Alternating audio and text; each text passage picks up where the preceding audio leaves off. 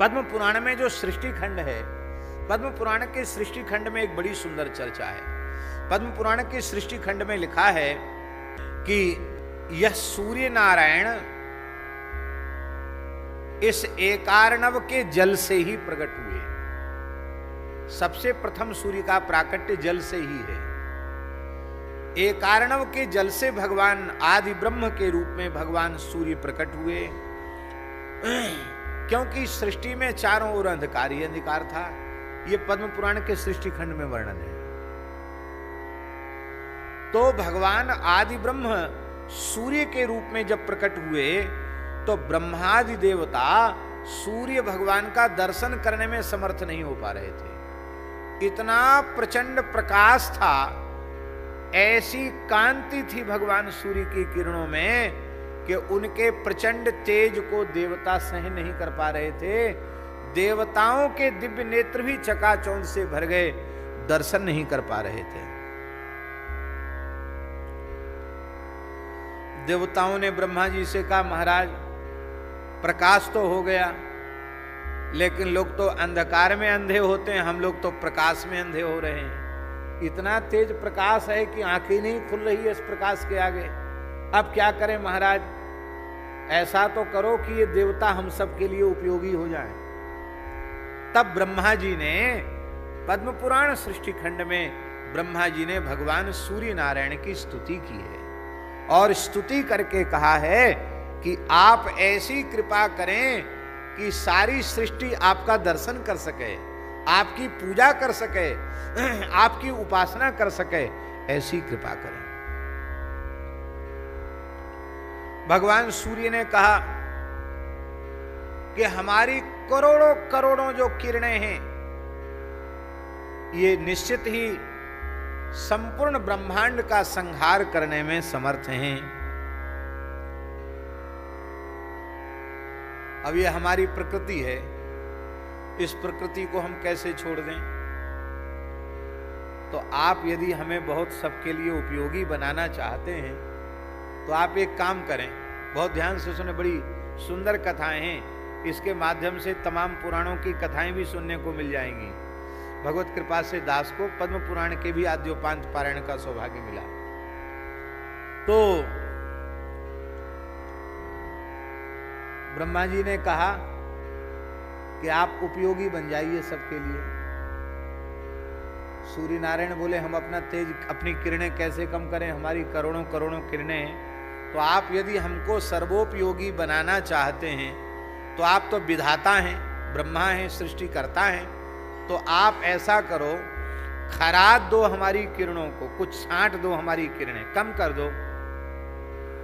तो ब्रह्मा जी ने वज्र की शान बनवाई और वज्र की शान बना करके उस पर सूर्य भगवान को आरोपित करके उनकी जो करोड़ों करोड़ों किरणें थी उनको छांट दिया ब्रह्मा जी ने। जब उन किरणों को छांटा तो उन छटी हुई किरणों से क्या क्या बना, पद्म पुराण में लिखा है। महाराज जी, भगवान विष्णु का सुदर्शन चक्र भी उसी से बना है। इसलिए सुदर्शन चक्र को सूर्य रूप ही माना गया। और यमराज का दंड, यमदंड, वो भी सूर्य की किरणों से बना। भगवान शंकर का त्रिशूल भी सूर्य की किरणों से बना। और काल का खड्ग, जो काल बलि से हम कर धन धान समारे, अंत चले उठरी ते, बचे न काल बलि ते। जिस काल बलि से कोई बचता नहीं है, उस काल का कराल करवाल खड्ग, वो भी सूर्य नारायण की किरणों से बना। और भगवान कार्तिकेय के हाथ में जो शक्ति है, उस शक्ति का निर्माण भी सूर्य की किरणों से हुआ। और भगवती जगदम्बा दुर्गा के हाथ में जो त्रिशूल आदि अस्त्र शस्त्र हैं, वो भी सूर्य की किरणों से ही खराद कर बने। ये विलक्षण बात पद्म पुराण में वर्णन है। तो केवल 1000 किरणें सूर्य की रह गई, बाकी सब किरणों को छांट करके दिव्य अस्त्र शस्त्र बना दिए गए। इसलिए कैसा है आदित्य हृदय में? सहस्रांशो है ना, तो वहां सहस्रांशो ये शब्द आया है। 1000 किरणें ही भगवान सूर्य की शेष बच गई और उसी से सब होता है। किंतु जब महाप्रलय का समय होता है तब भगवान अपनी अनंत किरणों को प्रकट करके सबको भस्म कर देते हैं। बोलो श्री सूर्य नारायण भगवान की जय। और कैसे हैं? दहन दोष दुख दुरित रुजाली। आप दोष दुख दुराचार और रोग इन सबको भस्म कर देते हैं। दहन, इन सबको भस्मसात कर देने वाले हैं आप।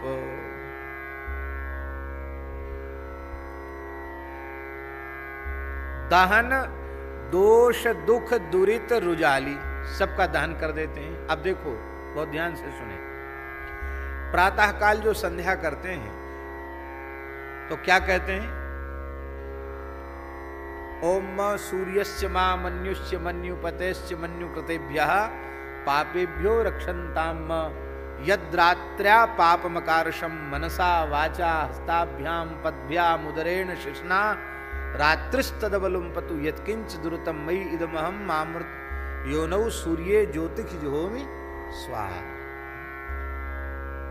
तो अब सूर्य की किरणों में ही रात्रि में जो जाने अनजाने इंद्रियों से मन आदि से पाप हो गए हैं उन सबको भस्म किया जा रहा है। तो आप संपूर्ण दोषों को भस्मसात करने वाले हैं। मध्याह्न काल में भी आप रूप जल और सूर्य इनकी ज्योति में ही, और जो यदुच्छिष्ट भोज्यम्बा यदवा दुश्चरितम मम सर्वम पुनंतु मामापो शतांच प्रतिग्रह गुस्वाहा कह करके आहुति की जाती है। और सायंकाल में भी अग्निश्चमा, क्योंकि अग्नि भी सूर्य का ही स्वरूप है।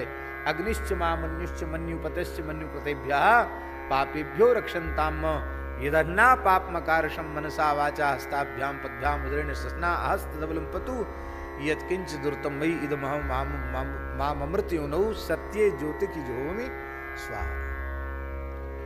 तो आप त्रिकाल संध्योपासन के द्वारा सबके समस्त प्रकार के दुरित को, पापों को, दुखों को, दोषों को आप जला करके भस्म कर देते हैं। ऐसा आपका स्वभाव है।